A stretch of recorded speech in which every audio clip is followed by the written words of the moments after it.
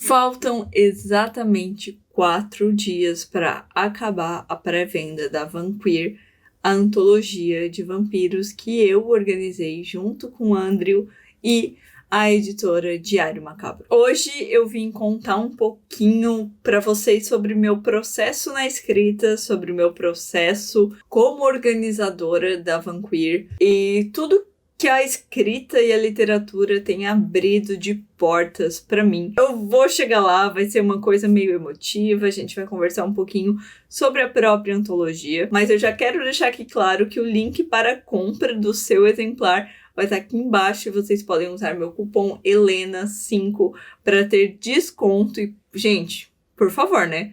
Por favor, depois eu não quero ninguém chorando que acabou a pré-venda, você não conseguiu comprar seu exemplar e os exemplares se esgotaram. Aconteceu isso com LGBT Horror e eu espero que você garanta seu exemplar da Vampyr ainda, quando ainda tiver tempo. A Vampyr foi um processo idealizado por Andrew, que ele estava querendo fazer uma antologia do gótico queer, que ele estuda, né, sobre isso. Então, ela resolveu conversar com a Natália, que é a editora da Diário Macabro, e a Nath sugeriu que o gótico queer fosse mais focado em vampiros. Então, Andrew já conhecia meu trabalho, porque nós dois participamos da antologia LGBT Horror. Então, ele leu o meu trabalho, leu Camila, e gostou muito do que leu. Muito obrigada!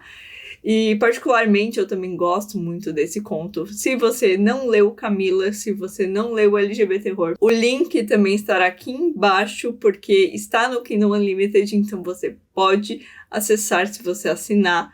E tem em e-book, caso você queira também. Bom, e aí me convidaram. Natália me mandou mensagem perguntando se eu gostaria de participar como organizadora. E eu pensei assim, gente, eu sou só uma Hellis mortal, é claro que eu quero. Eu sempre gostei de vampiros, sempre tive uma fascinação pelo horror, todo mundo aqui sabe. Gosto muito do gótico e vampiros sempre, desde a adolescência. Eu também participei de um podcast em que eu falo um pouquinho mais sobre meu envolvimento com vampiros, crescendo, porque Beijo do Vampiro, para quem lembra dessa novela, foi um dos meus despertares aí. E eu vou deixar aqui embaixo o link do podcast também. Muitas coisas para falar hoje, né, gente? E sem roteiro nenhum, eu tô ficando doida. Então, a gente começou, antes mesmo, né, de lançar o edital, a gente já começou a conversar sobre isso, aí a gente conversou sobre como vamos fazer o edital. Então, a gente decidiu que teria que ser queer, teria que ter alguma temática queer, alguma coisa envolvendo pessoas queers, mas, tipo assim, profundamente. E teria também que se passar no Brasil. Não, a gente não queria uma coisa estrangeira, a gente gostaria de como que a gente poderia trazer histórias de vampiros aqui no Brasil. E o resultado foi uma surpresa muito legal. Eu não vou dar spoilers aqui do que acontece, dos contos e tal. Eu vou falar por cima alguns contos, mas eu não vou falar sobre todos, eu não vou falar nem o nome dos contos.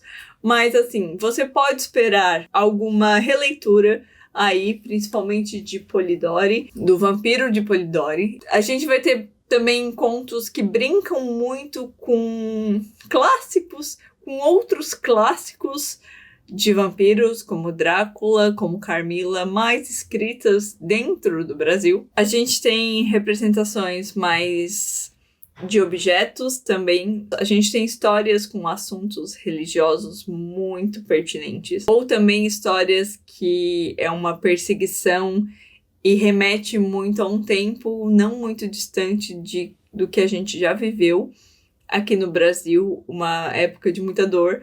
E eu acho que esse é um ponto muito importante do conto em si. Também tem algumas histórias em que as pessoas estão tentando em que os personagens estão tentando se encontrar na própria arte. Tem outras histórias que as pessoas estão tentando fugir de certos lugares. Isso também acontece.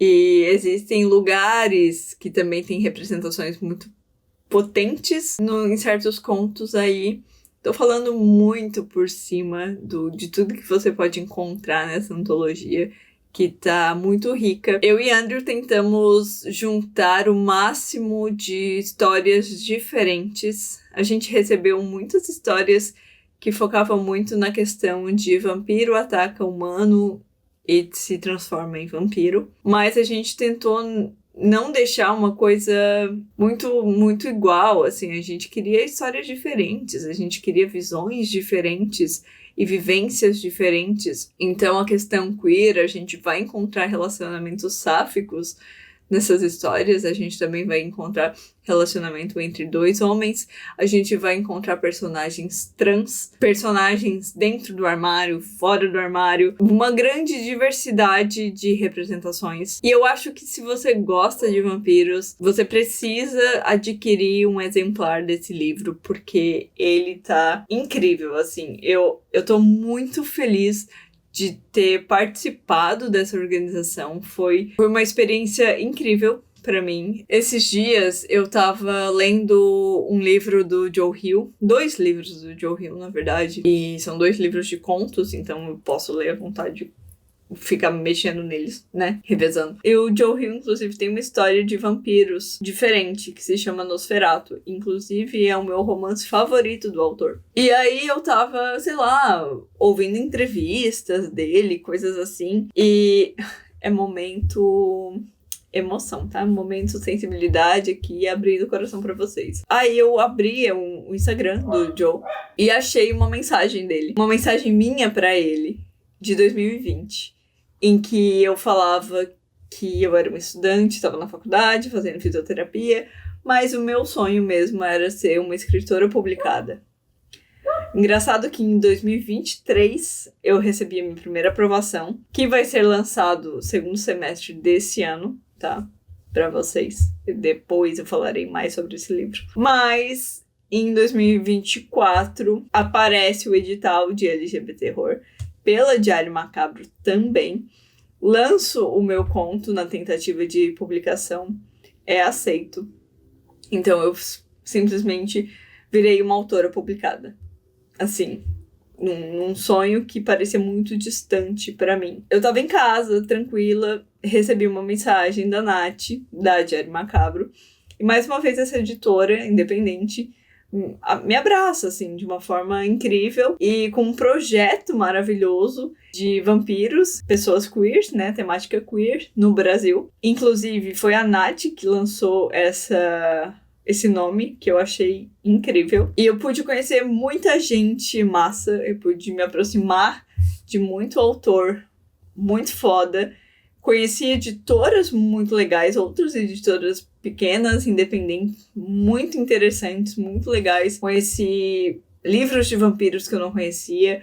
Andrew é simplesmente expert no assunto gótico, então eu aprendo muito com ele. E eu só queria... E eu quero muito que essa antologia chegue no máximo de pessoas possível no Brasil. Principalmente amantes do horror, amantes de vampiros e pessoas queers, que de verdade, gente, a gente consegue ver representações ali muito intensas, muito incríveis. Eu sempre falo que, pra mim, o gênero horror é um gênero queer por si só, por ser um gênero transgressor. E a representação de vampiro, pra mim, nunca conseguiu ser heteronormativa. Porque vampiro é aquela criatura do submundo, aquela criatura transgressora que é vista com maus olhos pela sociedade heteronormativa. E isso é basicamente a visão de pessoas queers na nossa sociedade. Então eu nunca consegui ver essas criaturas, qualquer monstro, na verdade, como